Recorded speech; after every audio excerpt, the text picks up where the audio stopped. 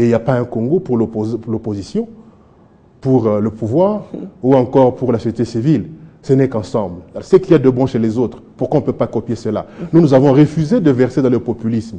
On a vu des individus chercher à jouer au dur dans les ronds-points, dans les places publiques, avec mégaphone, en train de faire un cirque, malheureusement de très mauvais goût. Et ils étaient essoufflés, et vous connaissez la fin. Très bien, vous parlez de 180 000 signatures. Non, non, on n'est pas 180 000. J'ai dit, on est au-delà de 141 000. 141 000. Mais il s'avère que, oui, parce qu'il y a un lot qui arrive du Katanga, je crois que d'ici 2 jours, ça, la question, d'ici 2 jours, il y a un autre lot qui doit venir de Matadi.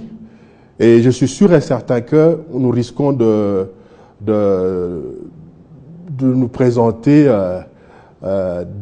chez qui de droit avec 100 000 fois 3 fois 4, pourquoi pas. Vous pensez que c'est signifiant s'il faut prendre toutes les 11 provinces, oui, avec un pays aussi grand que le nôtre, 180 000 ou 200 000, c'est mais justement, mais puisque la Constitution n'en a besoin que de 100 000. Voilà.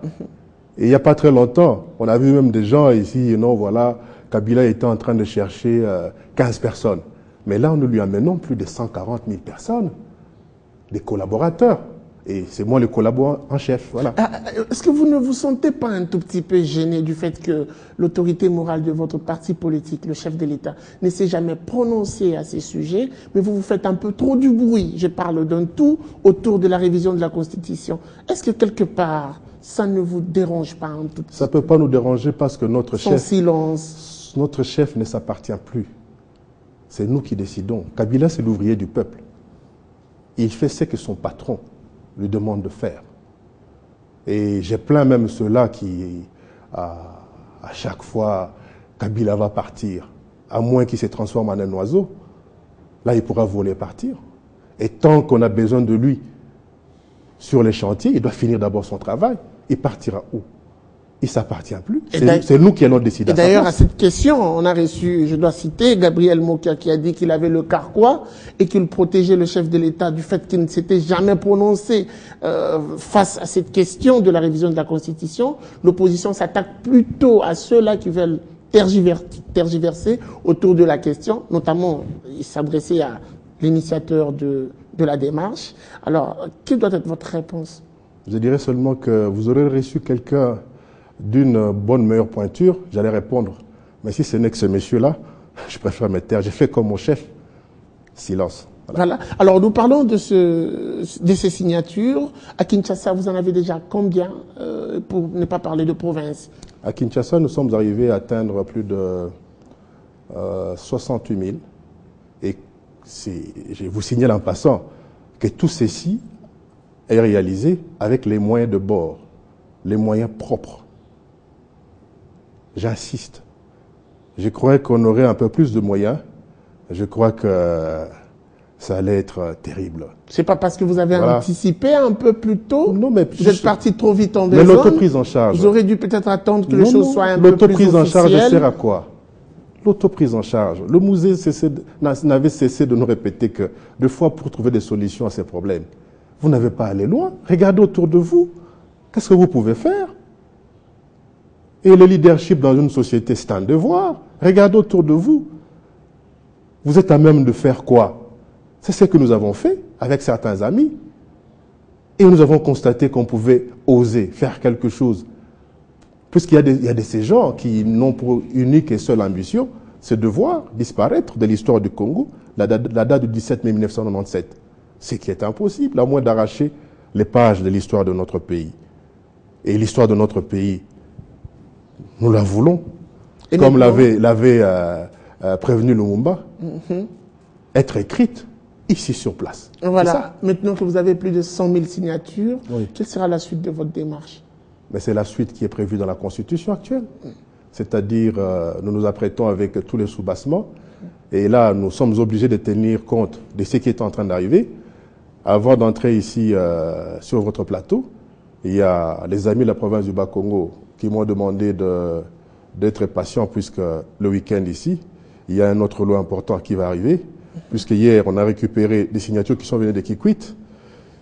Tantôt, je vous disais que le Katanga profond n'en déplaise à un certain monsieur Mouyambo qui a prétendu sur une radio périphérique que le Katanga le Katanga, je ne sais pas de quel Katanga il parle, hein.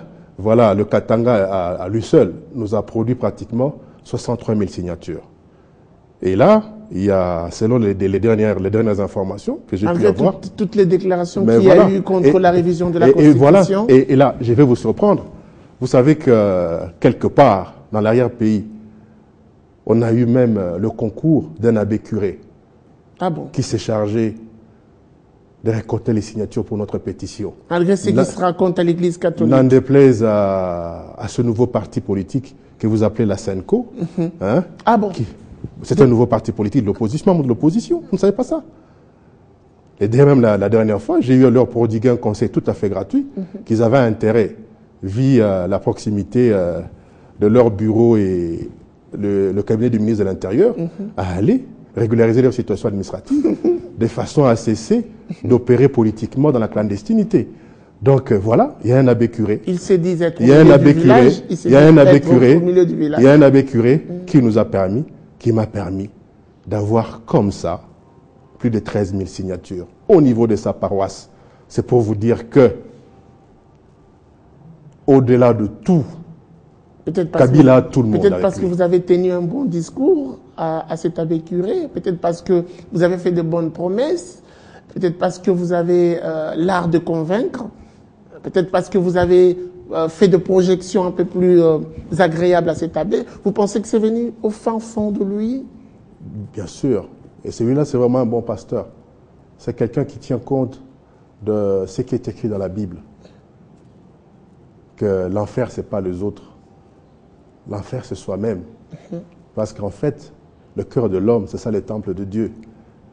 Même si l'Église a eu à quitter les milieux du village, il y en a pour se retrouver en fait sous une véranda, mais il y a de ceux-là qui se sont permis de s'échapper à cette dynamique diabolique pour demeurer au milieu du village, sûrement à côté de Simon Kimbangu. Et quand est-ce que vous allez déposer toutes ces signatures? On est en train de se préparer minutieusement et de manière responsable, parce que déjà il y a un autre débat là. Non, voilà, puisqu'il parle de changement, ce n'est pas l'Assemblée nationale. On aurait bien jeté un coup d'œil, voir à quoi là, ça ressemble. Par exemple, là, vous avez, là, c'est une pétition, territoire de Kamina, Katanga. Vous avez fêté, oui. Oui.